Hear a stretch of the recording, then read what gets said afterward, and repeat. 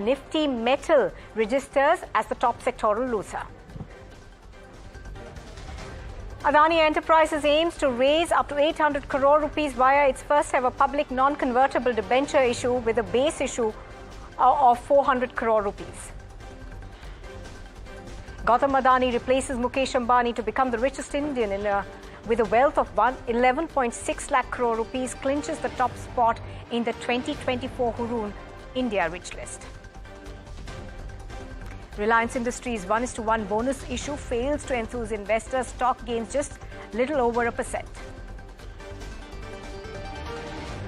SpiceJet's financial troubles deepen after its passengers are denied boarding at the Dubai airport over the airline's failure to clear airport dues. SEBI Chief Madhvi Puri Buch stresses on the need to simplify compliance in ease of business, calls for speeding up IPO approvals using AI. West Bengal's Chief Minister Mamata Banerjee denies threat to doctors' charge after BJP accused her of threatening the doctors with wordplay, says she supports the students' movement and this allegation is completely false. Thousands evacuated to safer zones in Gujarat as the state reels under heavy flooding. 28 people are feared dead. IMD issues a red alert for a storm that could hit the state tomorrow. In a big setback for Donald Trump, over 200 Republicans who previously worked for George W. Bush write an open letter endorsing Kamala Harris for the presidential elections.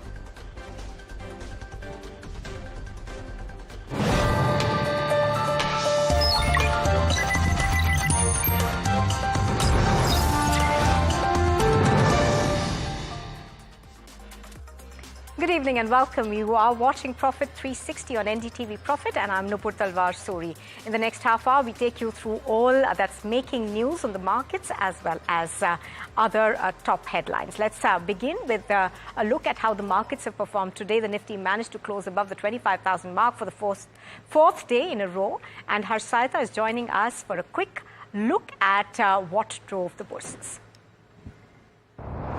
A volatile expiry day, but nonetheless we clocked two new highs during market trade today and we've closed above the 25k mark for the fourth consecutive day. So 25k is starting to look a little less difficult in that sense, or a little less ambitious to expect now. So we're going to hopefully build from here. But in terms of what has aided markets today, we saw the Bank Nifty absolutely flat in trade. So no assistance there, but there were points during the day where the Bank Nifty was up nearly 0.5% plus as well. So there was some amount of assistance pretty much through the day from the Bank Nifty. What really stood out though in trade was the Nifty FMCG. Strong gains from the Nifty FMCG. ITC in particular was very, very resilient almost throughout the day of trade, but an otherwise very volatile day of trade, especially on the benchmark. Where the broader markets were concerned, pretty much through the day they underperformed the Nifty. You're looking at an advanced decline ratio, let's pull that up, and you're looking at it largely in favor of the decline. So the breadth of the market extremely weak throughout the day today, not in any particular pocket or segment of the day. But the larger caps, the Nifty 50 counters did very, very well. We flip-flopped, especially in the last hour and a half of trade. There was plenty of flip-flop. In fact, at 2:30, we were 33 stocks in the decline. By the time we closed, we were 30 stocks in the advances. So plenty of movers around. We had something like a Tata Motors that stood out. Maruti did fairly well towards the end of trade. So certain specific stocks and pockets stood out. But otherwise, a volatile day is how I would sum it up, with, of course, clocking an all-time high. And in fact, IT stocks have been laying low for a while now, says Harsha Upadhyay of Kotak Mahindra AMC. Now, he added that the IT sector is likely to take an upswing in the coming days. There was an acceleration in terms of IT spend during the COVID period, which probably tapered off over the last several quarters. And now there seems to be a little bit of an inch up in terms of discretionary spend. We have been seeing green shoots in BFSI and retail-led discretionary spend. There is also AI migration and cloud migration, which will lead to more work for probably IT services companies at some point of time in the medium term. So all of these factors, and also the fact that of late we have seen a little bit of improved hiring from IT companies, is leading to a belief that probably the worst is over for most of these companies. Now, Reliance Industries is considering the issue of 1:1 bonus shares. Mihika is joining in with more on this. Hi, Mihika. Take us through what you're hearing on this. Reliance Industries Board of Directors is set to meet on September 5th to accept the proposal of a possible bonus issue in the ratio of 1:1. What this ratio means that as of record date, if a shareholder has one share of Reliance Industries, then the company will be issuing one more share to the shareholder at zero cost. Now, this is the first time Reliance issue is proposing a bonus issue when the last one was in 2017 and the same ratio 1:1. It's key to note that currently Reliance has a total outstanding number of shares of 676 crores, out of which 49.6% is held by public shareholders and the balance is held by the promoter and promoter group shareholders. What a bonus issue basically does, it will not change the total value of your investment, because as the number of shares you hold do go up, the prices of the share do correct proportionally. But that's all we know about it right now. All right, Mihika, thank you very much for joining us and taking us through those details. Now, on day 2 of the Global Fintech Fest, where some top industry voices are addressing the developments in the fintech world, let's listen first to SEBI chairperson Madhvi Puri Buch as she talks about the role of fintech in the ease of doing business. Every aspect of business and compliance continues, but it has to be made easy. It has to be made strong. Now, what really is the role of regulation? Why is there compliance in the first place? Why can business not do without any regulations? Why can it not do without any compliances? The reason is simple, that in a social environment, in an economy where rights of the consumer and of the investor are to be protected, there is an imbalance of power between large corporations and institutions and the small investor and consumer. And on the sidelines of the GFF, Dinesh Khara, the former chairman of SBI, spoke to the media about the deposit mobilization of banks. We also asked him what are his future plans. Listen in. No, this is nothing but based upon the RBI report which has come, and we have done some kind of extrapolation. We have seen it in the past also, somewhere in the year 2004. There was a huge divergence between the deposit and the advances, and the time it took, normally it takes about 25 to 41 months.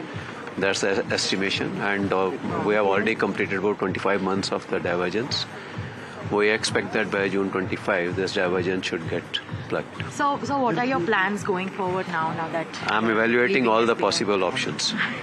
Sir, you could give us some, idea as to, what are your plans? It's too early to share those ideas. Let me evaluate. I've been there for just one day when I could actually start looking at it. All right, now Cred in fact plans to introduce UPI by the end of the year. This move could significantly change how users access and use credit within India's digital payments ecosystem.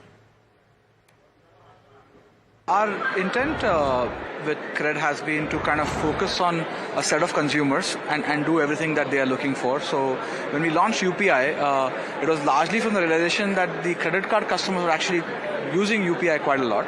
We do believe that credit card customers will use RuPay and credit line on UPI quite actively to move, and they will not want to use their bank account. So I believe that 30-40 million customers of India who have a credit card right now will switch.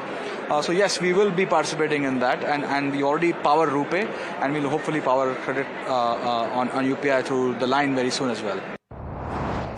And moving on to Kia, AI CEO introduced initiatives aimed at enhancing banking operations. The company is launching Explainable AI, which provides explanations of its decisions. Listen in to know more. When we look at the product launches that we are doing, it's around the same areas to be able to bring out technology that is usable by all. So we launched a meta-human technology around large language models built and customized for banking, where we are able to use artificial intelligence to enhance the engagement that customers and bank staff will have on the banking aspect. So you could use this for training of bank employees on new products, on new guidelines, and importantly, customers also can use this to be able to get correct information on banking products about as such in terms of areas of right pricing, the ability to go about their financial planning requirements, and from a financial inclusion perspective, it would imbibe the aspect of multilinguality. It would bring in the knowledge of simplicity in how it is put forward with the use of generative AI.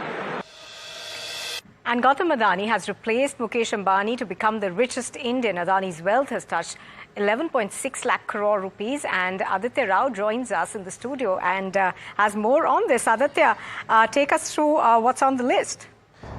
Absolutely. So Gautam Adani has replaced Mukesh Ambani in the rich list released by Hurun India, and this rich list of basically is for 2024. Now let's highlight a few points here in this rich list. When you look at the percentage of growth, it's 95% growth that Gautam Adani has registered in the last 1 year according to this rich list. And also let me highlight a few more important points while you can see the details on the screen.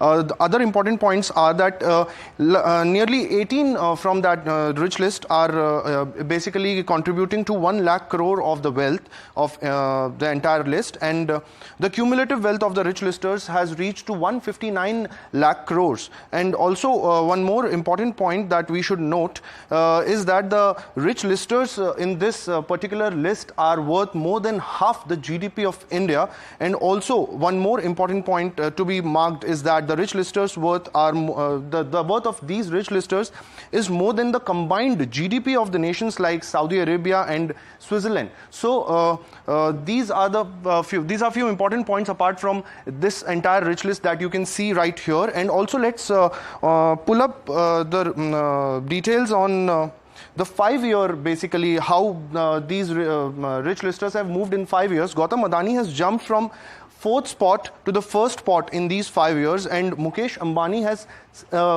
slipped from the 1st position to the 2nd position. While we look at the other rich listers, Cyrus S. Poonawalla has come from the 6th spot to the 4th spot. These are the few highlights of the rich list. And also one more important point, that there are few surprise names in this rich list, such as Shah Rukh Khan. There are silver screen names in this rich list who have finally entered the rich list. Shah Rukh Khan is on the top of that. He is the first time entrant in this rich list, and his wealth right now stands at 7,300 crores. Apart from that, Juhi Chawla is there, Hrithik Roshan is there, Amitabh Bachchan is there, Karan Johar is there. And apart from this, there is also one more very interesting element in this rich list released by Hurun India, and that is the self-made women in 2024 who have made it to the rich list. Let me mark the names of the self-made women who have made it to the rich list. They are Radha Vembu, Falguni Nair, Kiran Majumdar Shaw, and there are many such women who belong to the startup sector, the unicorns, and unicorns like Zoho and the recently listed companies like Nykaa.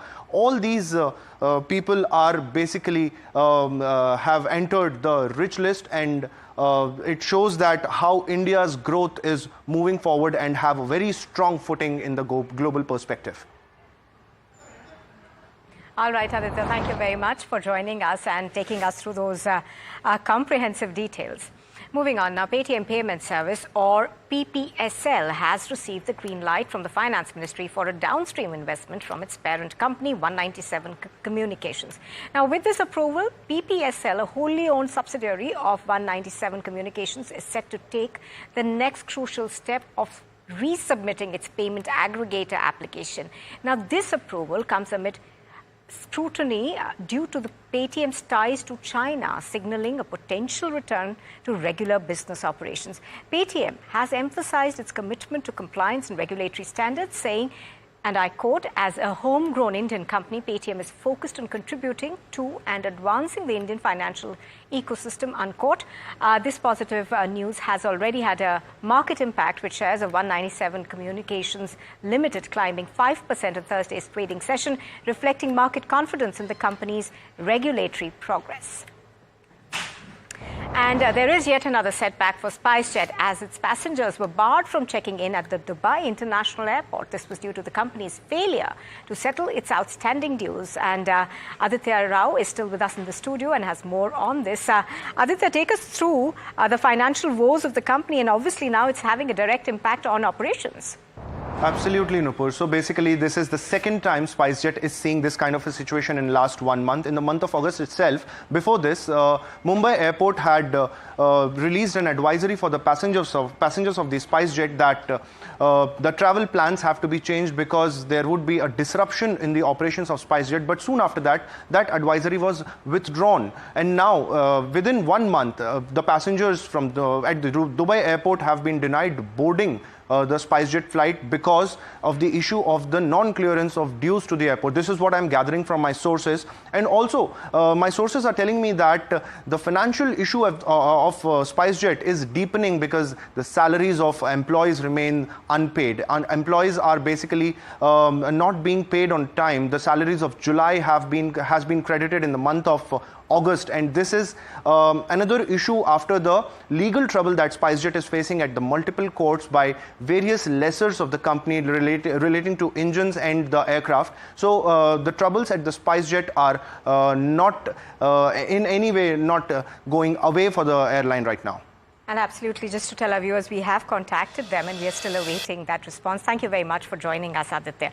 Now, the online portal for passport applications will be shut for the next 5 days for a maintenance exercise as per the government. No new appointments can be scheduled during this period, and appointments booked earlier will be rescheduled. NDTV's Aishwarya is joining us with details. Well, in an important announcement, the Passport Seva portal, which is a primary portal for the Indian users regarding the passport services, will remain inaccessible starting from today at 8 p.m. and will remain closed till September 2nd, 2024. Now, according to the Ministry of External Affairs, it has been stated that due to technical maintenance for next 5 days, the Passport Seva portal will remain closed, and this will be for all the Indian users and for the government agencies as well. Now, Coinswitch, a prominent Indian cryptocurrency exchange, is suing rival platform Wazirex to recover trapped funds. This brings to light the scope of damage wrought by a cyber attack at Wazirex that resulted in $230 million worth of digital assets being stolen. Rishabh is joining in and has more details on this. Rishabh, give us more insights as to what has happened and how this has impacted them. Major news coming out of the Indian crypto space. We're seeing that Coinswitch has sued Wazirex now. Now, a little bit of context to this issue is that Wazirex suffered a major cyber attack about over a month back that led to theft of about 2,000 crore rupees worth funds. Now, Coinswitch, because it stores a certain amount of funds, about less than 1% of its funds with Wazirex, it had filed and it was in talks with Wazirex for recovery of that fund. But why now Coinswitch has had to resort to legally suing Wazirex is because those talks did not come to any fruition, and this is the sort of last resort that Coinswitch has taken. Coinswitch has also assured its users that their funds are safe. It's not that grave of a situation in terms of accessing them, but it's because Coinswitch maintains a 1:1 ratio of the cryptocurrency and the funds that they have in their statement. So we'll see how this progresses.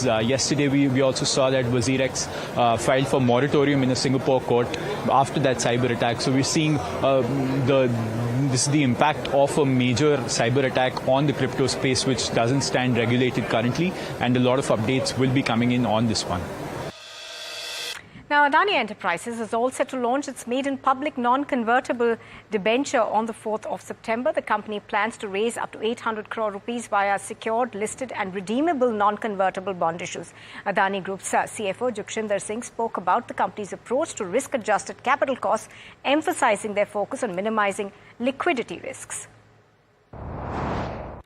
The risk-adjusted cost of capital is driven by the underlying duration, underlying refinance, underlying system risks that we carry. Our objective as leaders within the organization, or my objective as functional head also for Adani Group, is to ensure that we have minimal system or liquidity risks. Okay, because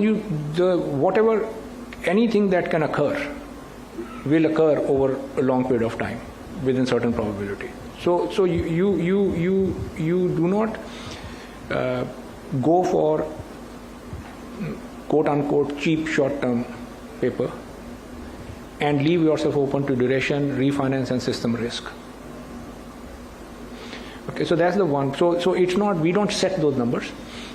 The numbers drive from this underlying stage where the businesses are. Well, heading back to the big headlines that are coming out from the Global Fintech Festival, only 40 to 60% of unicorns feel that they are fully prepared for an IPO, according to a report by BCG and Z47 on the state of the Indian fintech market. We spoke to Vivek Mandhata for more on this. If you look at our 20 unicorns, they've all lived through about 2 to 3 years of time when they've been a unicorn. That naturally brings them to a space where they've solved some of the basic problems. They've got their governance right. They've got their shop in place in terms of the right talent density as well, which is important before they start thinking about an IPO. However, IPO is a journey by itself, right? It almost takes about 18 to 24 months in terms of IPO preparation. If you see our report, about 40% of the founders are thinking about it, but they're also saying they're probably not ready yet. Now, SMEs IPO are helping the markets, and the market looks good from here, is what Nirav Choksi of Creditable told our reporter at the Global Fintech Festival. With the growth story that you're seeing a lot of new businesses emerging every day, and the challenges of working capital remain for them. But the SME IPO platform has been a boon, even for retail investors. You're seeing crazy demand for them. But we're all in the right direction, right, in terms of growth and where SMEs are going from here. And in fact, NDTV Profit Subhana caught up with Anubrata Biswas, the MD and CEO of Airtel Payments Bank, and began by asking him about the company's growth story. Particularly in the last 6-12 months, we've seen extremely rapid revenue growth and user growth both. This is happening on the back of three major trends. One is the fact that we are the largest micro cash B2B player in the country. We are seeing very solid growth there. The second is that we are one of the largest rural acquirers. We have the largest and deepest distribution network. And the third, which is the most exciting part now, is that we have a very large and growing digital banking business where urban consumers are choosing a safe second account for their daily transactions. And we also spoke to Vikas Bansal, CEO of Amazon Pay in India, who said that he is not worried about market share and competition, but about the growth of UPI. While we've made great progress on UPI, the opportunity still is very large. And we, as one of the players in the ecosystem, feel very excited about that. That's number one. Number two is that our approach is really about customer backwards and solving customer problems.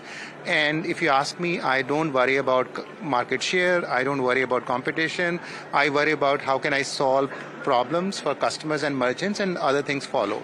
And in that regard, what you mentioned, 100 million users, we feel very humbled and proud to hit that milestone. And it is a great validation of our customer experience and the customer trust that the customers have placed on us.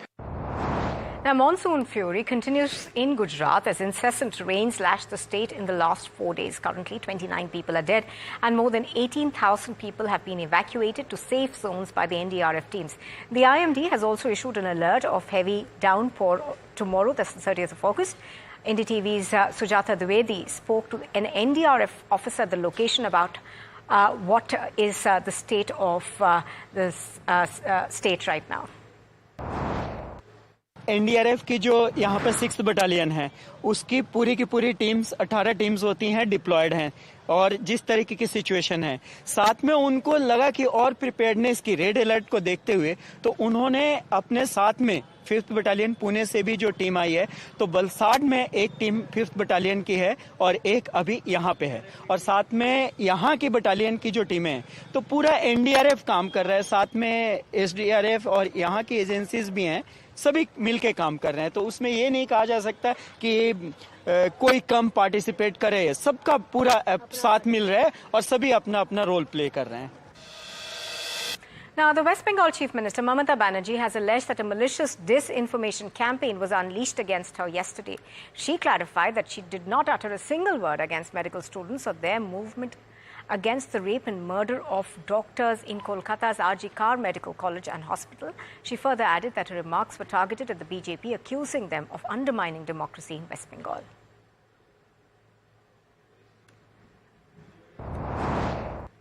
And moving on to the top international news, Donald Trump is facing a major challenge from within his own party as more than 200 Republicans, all former employees of ex-President George W. Bush, have broken ranks to endorse Kamala Harris for the presidency over Trump.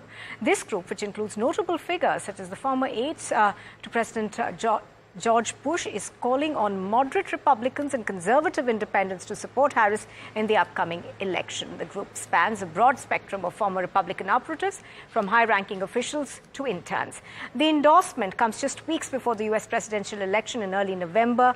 While acknowledging their significant policy disagreements with Kamala Harris, these Republican officials have emphasized that supporting her is the only viable option.